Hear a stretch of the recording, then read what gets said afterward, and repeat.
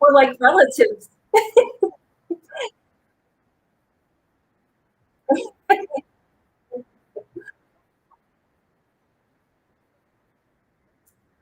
Um, yes, she messaged me this afternoon.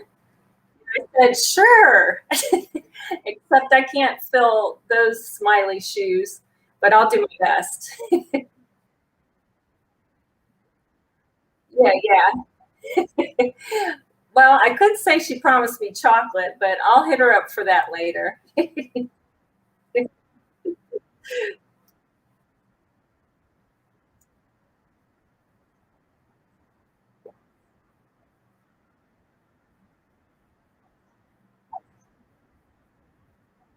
Yeah.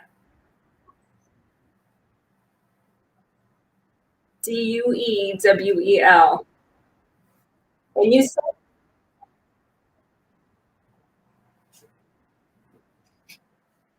right, that's right. No,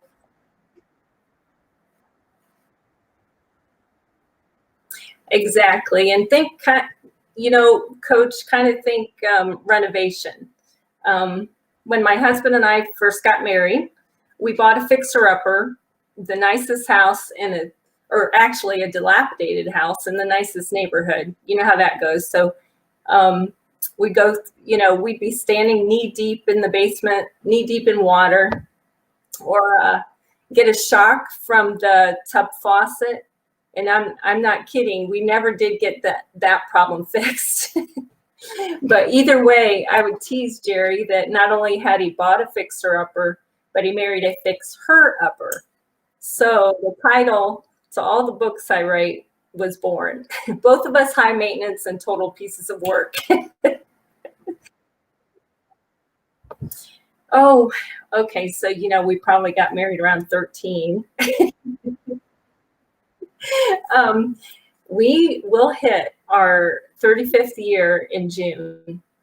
We're going to go to an island. Yes. Yes. 35. Yeah. Yeah. Yeah. Well, we were young. We were young. He was my high school sweetie. So, yes, absolutely. Um, let's see, five, about five, probably the first five. So, ever since,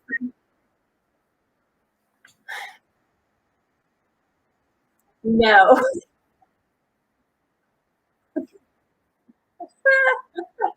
Well, thank you, Mark. And a lot of that's genetics, right? So, yeah.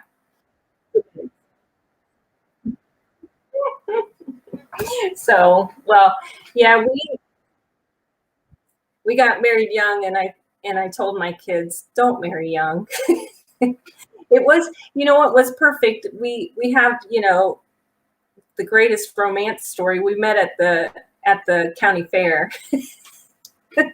our eyes our eyes locked in the pig barn, and that was it. Yeah.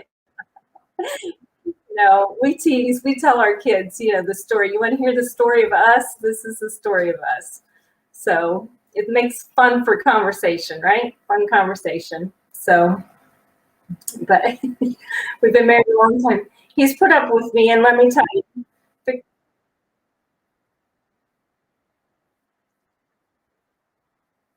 yes, they have. Hmm. Yeah. And I always say we've not been married long enough yet. I don't think it'll ever be enough. So to that last day.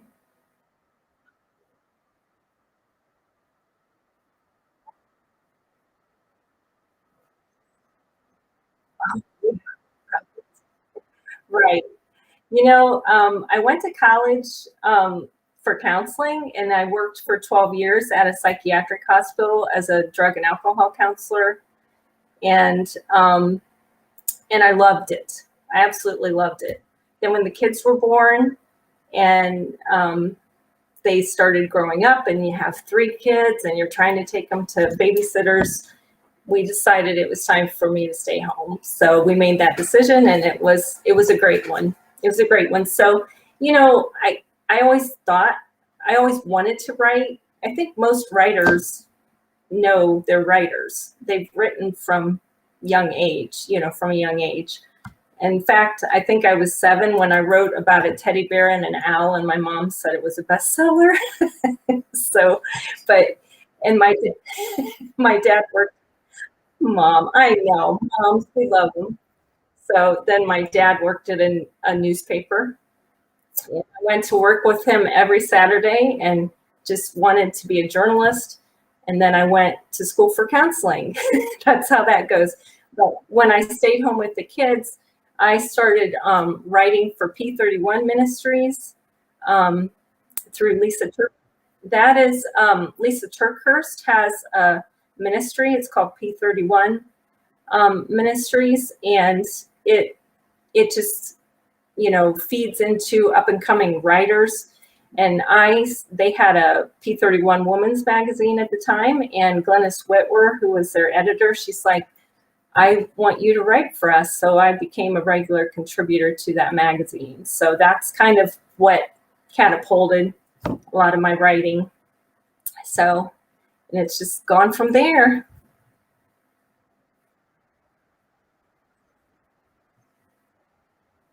Yeah.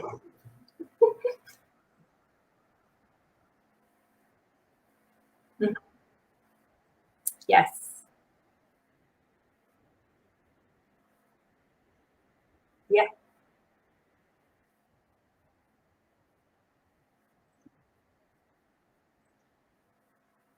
hmm You know, I just think the writers are still going to write. The venue, the media has changed. That's all. It's just like an artist is going to paint. They might use different types of media to make that happen. So we're still going to create. I always say there's a story in all of us. So God's gonna figure out. He's not surprised. He's had this all figured out. So my husband, he's been in the copier business for a long, long time. And they've been saying for years, that we're going to go totally no paper. And so, we still have paper, and we still have the promise that, you know, we're going to teach and talk about God. And it might be on the computer, it might be on, different media sites. It changes, but we're still going to write.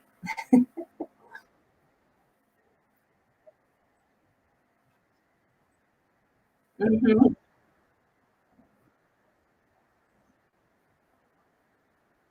hmm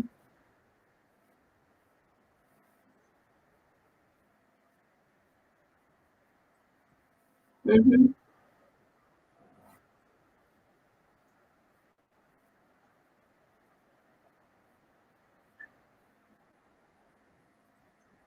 hmm Yeah.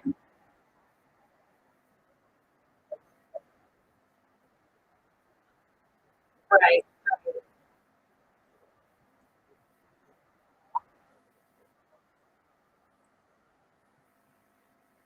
Yeah. I work at a hospital part-time, and yes, we still have fax. So it's still working, and it's still part of how we do business, you know? So, yeah, it might be, you know, right, everything's becoming antiquated, and, even I'm vintage, so but vintage is in now. So, I just think that, um, so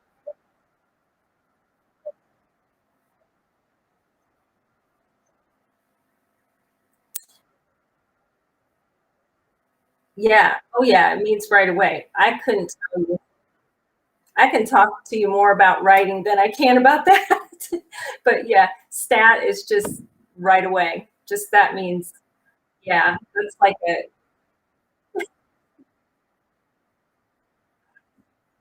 I'm a horrible trivia person.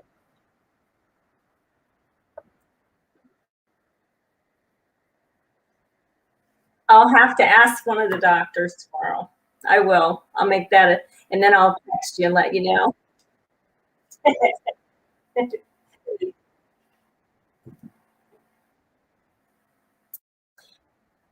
Well, one, because I am a woman, and two, because yes, isn't that a unique? I just, I have felt for so many years called to the whole conflict and struggle that we as women are in. We to run the race and to be so busy and to play all the roles. Fixer upper for me isn't just the books I write. It's like reality TV for me every day, every single day. In fact, I once broke myself taking the dog for a walk, and the orthopedic surgeon was like, he's like, "You have a severe football injury here," and I had to laugh, cry, because it wasn't. I haven't ever played football, but I told him, "Well, the dog took me for a walk, and that's what you get when the dog takes you for a walk."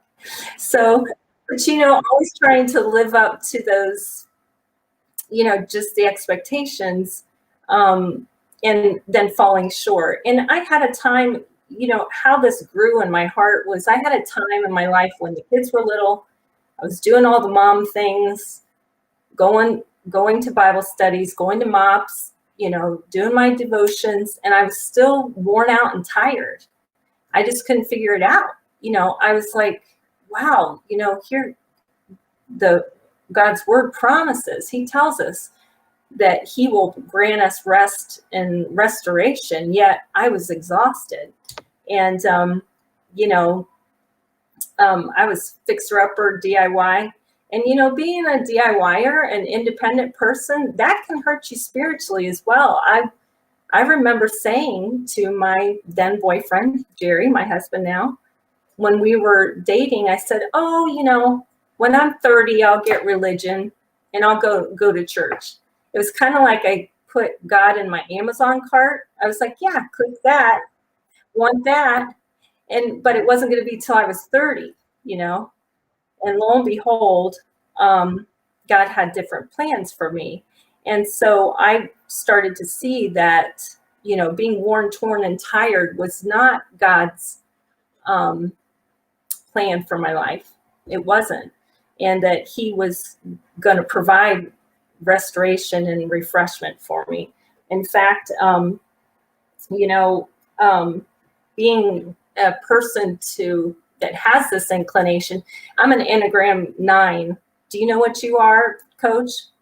Where you land in the Enneagrams? No? Okay. I don't know where you would land, but I land in a 9, I think, with a branch of 2, but 9s are fixers. We like to fix things. We like to make things work.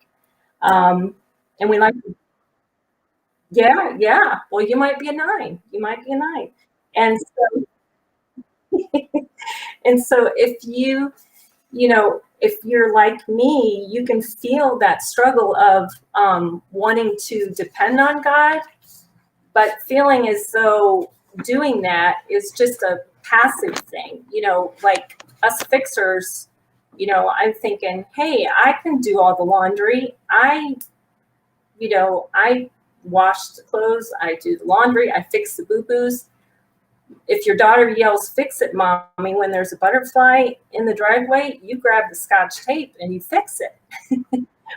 So, but there's so many things I want to do as Jesus followers. So many times he calls us to that place of trust and prayer. And we think, well, what are we really doing when we're doing that? It feels passive in some way, but over and over, scripture points us to a place of restoration, like in Ephesians 2:10, which is the basis of a lot of the books I write. It says that we are his workmanship, created in Christ Jesus for good works, which he has prepared beforehand that we may walk in them. So, think about that. It's such a action-packed place to be. It is rest, but not in a rest type of way where we are just, oh, God's going to take care of it. We don't, it's a reliance, but there's still some responsibility to allow him to do the good work. So this also challenges the lie that we sometimes tell ourselves. I have 20-year-olds, and I see the world pulling them to believe that our happiness depends on us. We just pull up our bootstraps, work harder, and everything's going to be okay. But in Ephesians, it's saying no, that we are to have an active reliance on God. And sometimes he doesn't choose to fix things. A couple of years ago, I was going to a conference and I was listening to a book on tape. I don't know if you ever do that, Coach, listen to a book on tape, because, hey. When you say tape, you know how that's dating us. I know. Well, actually, it wasn't on tape. It was on my MP3. phone. It was a podcast of some kind. Yeah. Beth, I need to ask you to do me a favor just for a moment, yes. Okay? Just give me a second. Yes. Be absolutely quiet. Okay, folks. Beth, I do not apologize. Beth has not allowed me to get in a word edgewise. That's why you haven't heard a word I've said. Okay. Bethany, my microphone has not been on. And I am getting all these messages, and my speaker's off on my laptop. And, of course, I'm not getting the alert. I'm so riveted to what you're saying. Anyway, I did have a question, though. You mentioned earlier that you don't believe that, or you don't feel that, everybody's saying they can hear me now. Thank you, folks. Appreciate that. What a night it's been. God has not called us to this weariness and tiredness and serial defeat. You know what I'm saying? But I remember reading a quote from a great coach, Vince Lombardi. Do you know who I'm talking about? Yeah. Green Bay Packers. I was going to say, don't ask me which team, but yes. Green Bay, and he's quite an influence on my life. And he says there's no finer moment for a man than to walk off of the field muddy, bloody, tired, and victorious. So there's a difference between fatigue after victory. We're exhausted. The adrenaline sustains us during the game, and the intensity and the competition, and the world. You feel like you're in a blender. There's so many things going on at one time. But that is a very different kind of tired. Yes. Than the weariness that we get from the grind, the defeat. When you're handed, like the past few minutes, the past hour here has been a technical. Well, I won't use the word that comes to mind.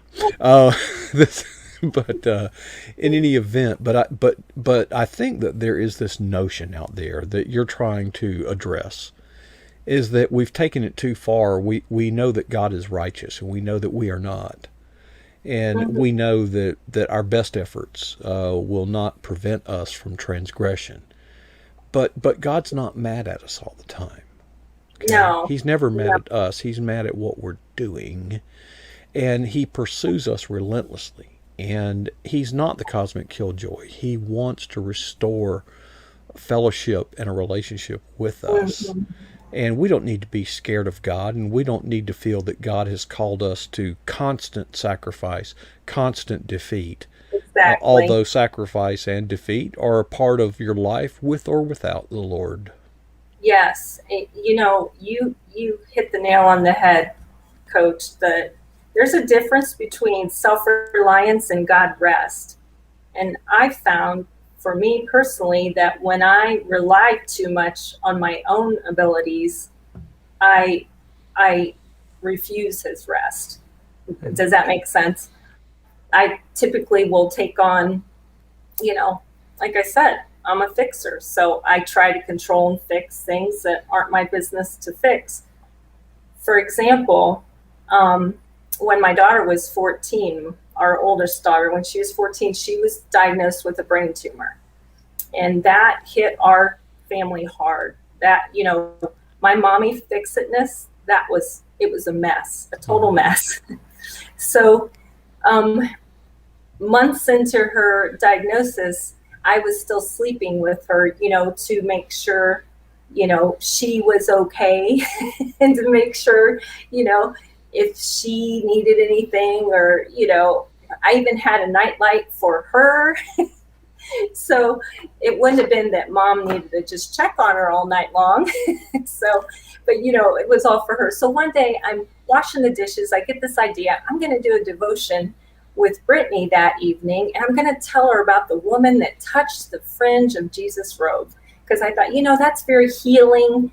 And she needs to know that she can trust God and depend on him to help her. So we go to bed that night. I'm giving it all. I'm even throwing out the Greek because, Greek makes everything more spiritual. So I'm throwing out the Greek. The King James Greek is best. Yes, thou shalt know. Mm-hmm. And I take her face and I pull her in close and I'm like, just, I think I even threw something in like, touch the fringe, Brittany, touch the fringe. And she says, Mom. And I'm like, okay, here it is. This is it. She's going to want to process things. She's going to want to pray, talk about this. She says, Mom, and she pats me on the head. I think it's time for you to go to your own room now and take the nightlight. I don't need it. She said, you can trust God.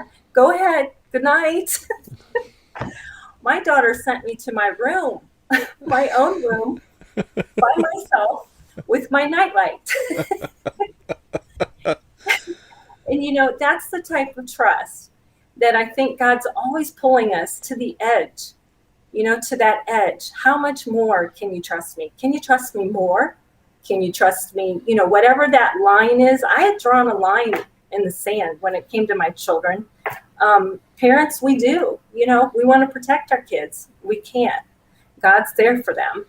And also we have to kind of pull ourselves out of their story because the story between them and God, mommies and daddies, they're in there, but it's not about them. It's very much a vertical relationship.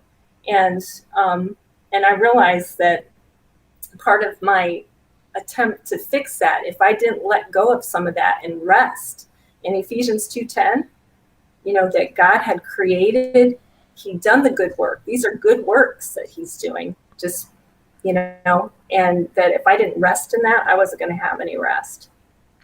The word abide comes to mind, and I find it interesting. Have you heard of or read the book, The Vine?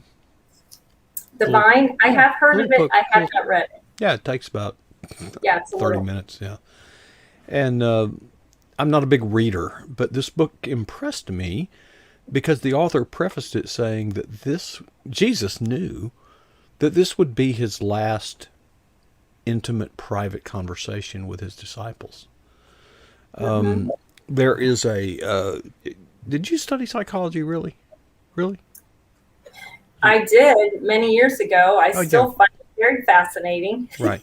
Well, I majored in psychology, among other things, at the People's Republic of Florida State University. And we learned about learning. There's a concept called recency, and there's a concept called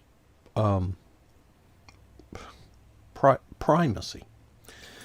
If you're delivering a 20-minute presentation, people tend to remember the first things you say, and they tend to remember the last things you say. The things in the middle tend to get kind of forgotten. Yeah. It's a sandwich with no meat. Where's the beef type thing. If you ever, some of you out there, if you're public speakers, you might want to give that some thought. Don't put the important stuff in the middle. Okay. But back to Jesus. I didn't forget.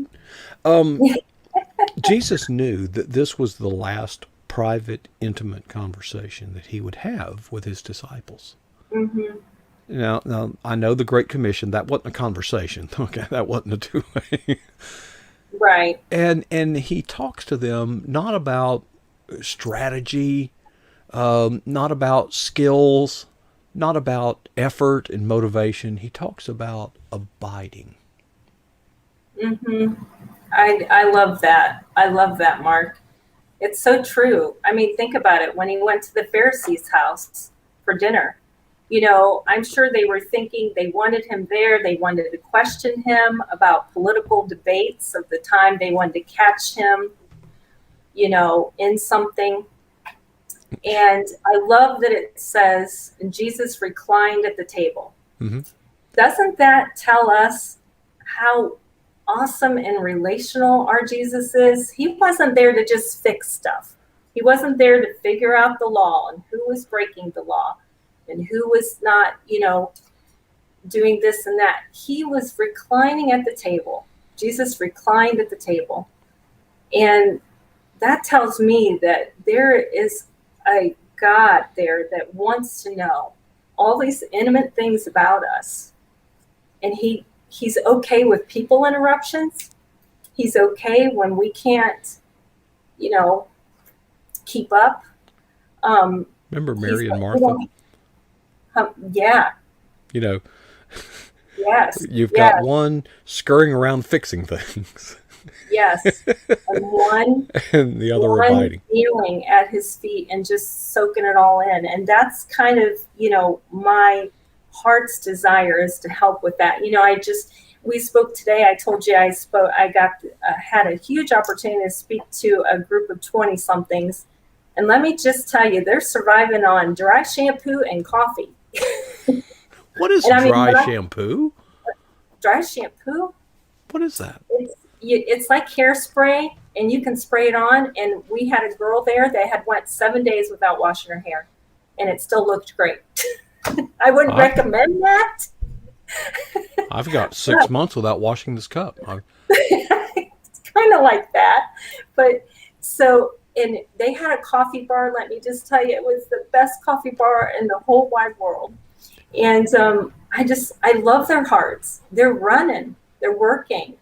They have an appetite to know God and know God more. But they also have an appetite to know more about, I think it's Psalm 46, where it encourages us to be still and know that I am God.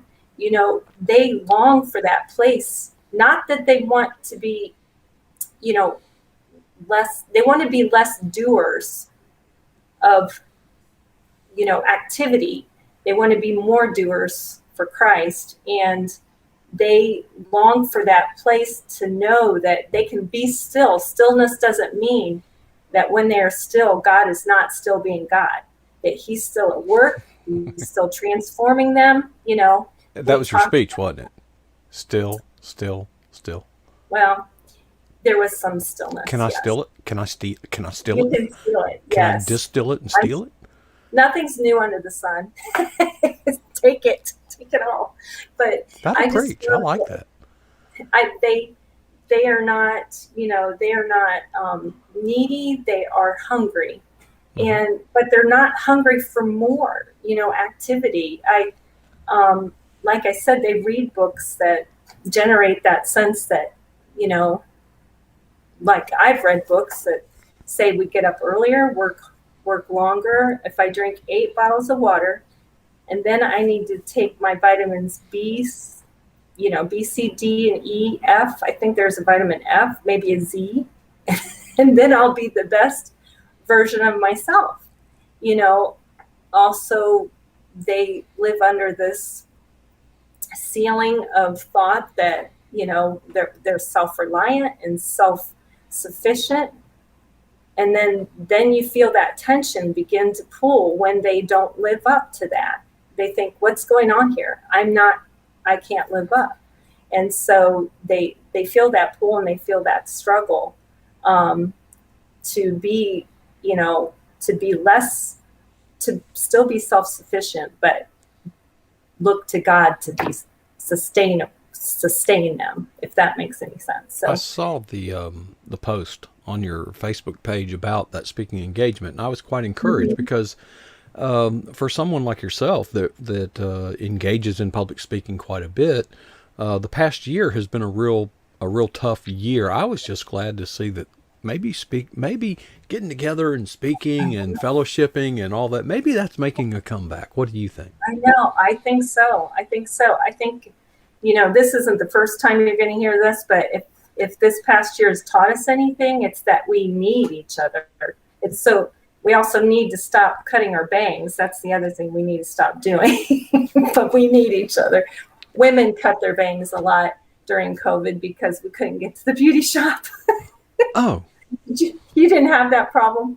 What's the deal? Did you find that you guys that you cooked a lot more, Coach? Did you feel like you did that? Because we were cooking all the time. How do you cook peanut butter and jelly? I mean, what do you do to it? Yeah. What, sardines? Yeah, some of that. Vienna sausage. What do y'all call it up there? We call it Vienna sausage down here. We were getting fancy with our meals. Fancy because I didn't have to feel like we were missing out on anything. We stayed home and we cooked all the time. I went to the doctor and they told me I cooked after I got on the scale, and I said COVID was hard. The COVID immunity is gaining weight. That's part of it. I wanted to go a little bit long because the first half of this program was technically flawed. They heard every word you said. That's the good news. They don't know what question you were answering, but it was part of the game show, folks. She's just giving you the answer, and it's up to you to figure out what did Coach say to provoke all that. But before we bring it in for a landing, behind me is this book cover, Reclaim Your Happy Space. Mm-hmm. Yes. Would you recommend that book? Would you? I would. I'd even read it. My co-author, who I love and have to give a shout out to, Rhonda Ray, she's amazing. You can see her picture down there. Was the third book we wrote together. And then we just wrote another one this past Christmas called Fixer Upper Christmas. And it was, it did well. And we're just excited to be able to share the passion, that we have with everyone. Plus she's a humorist. She's funny. And she's also the teacher. So what are you, a straight person? Well, she's funny and funny things happen to me. So we work well together. Okay. And we always say, she happened to you. That's okay. Right. So how come she gets to have her name first? Do y'all trade every other book? Rhonda Ray. Yeah. Yeah, we share our toys. We do. We try to be kind to each other. She, and I say, she's the teach and I'm the touch. She is just amazing. And then I'm like that person that wears their feelings on their sleeve, or I might wear them on your sleeve if I happen to be hugging you during a really good cry. It wouldn't get to me at all. I'd also leave my magnetic eyelashes behind because I'm kind of a person that says, "Oh, come here, let me squeeze you until your eyeballs bulge." Tell us briefly, Faith Pump. Where'd that idea come from? That was Miss Rhonda Ray's idea. She called me one day and said, "Hey, I have this idea for a ministry. Do you think we'd get 100 people online on Facebook to join in?" And I'm like, well, maybe. If that's all you want, yeah. Yeah, well, we were obedient. We prayed about it, and we started in the invites, and we post devotions. Now we have almost 1,000 members, and we have a glorious team. I mean, we have like the dream team of authors that will get on and share and post devotions. And I just think, like I said, connectivity has really been missed this past year. So we're hungry for that. And it's just been, God has just grown it. It's just been amazing. So if you want to join Faith Pump on Fridays, we meet, 8:30 Eastern Standard Time. You're in Florida, right? So we're And working most of with, Florida is in Eastern Time, not all of it. yeah, yes. So we meet, and then you can post and look at it throughout the day, throughout the weekend. It's a casual, come as you are study, but there's all kinds of encouragement, and it's just been amazing. So, and currently I'm getting ready to propose a parenting book. So we'll see how that goes. Well, So I hope people read it before they decide to have children, because apparently a child is born I know. to ignorant parents. Yeah. See, we Yeah. adopted our child. We had to actually qualify. We had to, Oh, yeah. Yeah. I promise you, if everybody that had a baby had to go through what we went through, there'd be a lot less babies. Okay. Yeah. Okay. Yeah. But all right. Well, Beth, I'm sorry we were having. Actually, every word you said was good, and but I wanted to go a little extra to give you time to kind of make up for the problem. And we have been very, very blessed, not only by what you said, but the spirit in which you said it. And we appreciate your gifts and the way that you are using them to glorify the Lord. And it's just been a real pleasure having you join us here on pjnet.tv tonight. It's been a pleasure to be here, Coach, and thank you for the invite. And you'll probably see Michelle next time, but I'll have to squeeze her until her eyes bulge when I see her. Yeah, she's probably gotten a lot older since the last time we saw her. Anyway, all right. Oh, it was so neat to be here. Thank you so much. Thank you, Beth. Well, folks, I am so sorry that you only heard half of that conversation, but hey, you know what you're looking at? That is the Eagle's Nest. That, folks, is the broadcast facilities of pjnet.tv. Make no mistake about it. And, well, folks, that's going to wrap it up for tonight. But you know what? We will be back tomorrow night, and we start at 9 o'clock. I'll even make sure the mic works, with some luck. And so grateful that you were long-suffering and staying with us until the very end. And before I leave you, I am compelled not to ask you 2 questions, but to ask you to ask yourself 2 questions. Here's the first one. It's not that hard. What is the boldest thing that you've ever done for Jesus Christ? You say, I got the answer. Okay, good. Glad. Or maybe you're having trouble coming up with an answer. That's part of the reason I ask. But the second question it certainly got me. I want to share it with you. Here it is. How long ago was that? I hope and I pray that none of us will ever be satisfied with either answer.